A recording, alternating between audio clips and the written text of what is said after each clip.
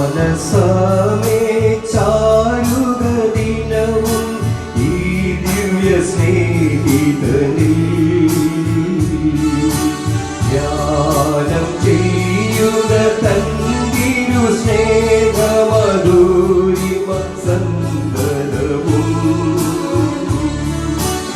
എന്തു ഖേദം വരികിലും പകരാം യേശുവിൽ നിന്നാശ്രയം കരുതി അന്ത്യത്തോളം പൊരുതുക കുരിശിൻ ഉത്തമനാം അടനായി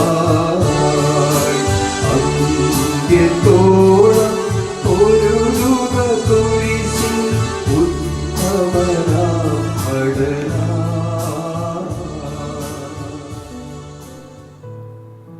ദൈവനാമത്തിന് മഹത്വമുണ്ടാകട്ടെ.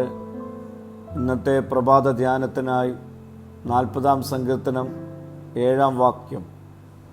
അപ്പോൾ ഞാൻ പറഞ്ഞു, ഇതാ ഞാൻ വരുന്നു, പുസ്തകച്ചുരുളിൽ എന്നെക്കുറിച്ച് എഴുതിയിരിക്കുന്നു.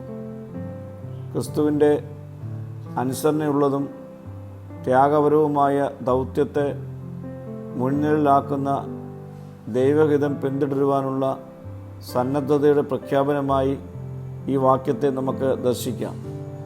ഈ വാക്യം ഒരു വ്യക്തിയുടെ വരവും ദൈവഹിതം അനുസരിക്കുവാനുള്ള സന്നദ്ധതയെയും സൂചിപ്പിക്കുന്നു. ദൈവഹിതം ചെയ്യുവാൻ അവതരിച്ച യേശുവിനെ ചൂണ്ടിക്കാണിക്കുന്ന ഒരു പ്രവചനമായി ഇതിനെ നമുക്ക് കാണാം. പുസ്തകത്തിൻ്റെ ചുരുൾ എന്നത് വിശുദ്ധ ലിഖിതങ്ങളായി വ്യാഖ്യാനിക്കപ്പെടുന്നു. അതിൽ ഒരു രക്ഷകൻ വന്ന് തൻ്റെ ഇഷ്ടം നിറവേറ്റുമെന്ന ദൈവത്തിൻ്റെ പദ്ധതി അടങ്ങിയിരിക്കുന്നു. ദാവീദ് ഉൾപ്പെടെ ഏതൊരു വ്യക്തിക്കും സ്വന്തമായി നേടുവാൻ കഴിയുന്നതിനേക്കാൾ വലുതും പൂർണ്ണവുമായ ഒരു നിവൃത്തിയിലേക്കാണ് ഇത് വിരൽ ചൂണ്ടുന്നത്.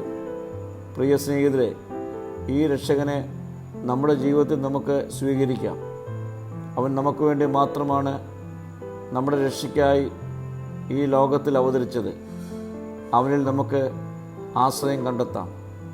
പ്രാർത്ഥിക്കാം. കർത്താവേ, നിൻ്റെ വരവിനായി കാത്തിരിക്കുവാനുള്ള കൃപ നൽകണമേ. മഹത്വം നീ എടുക്കണം. യേശുവിൻ്റെ നാമത്തിൽ തന്നെ. ആമീൻ.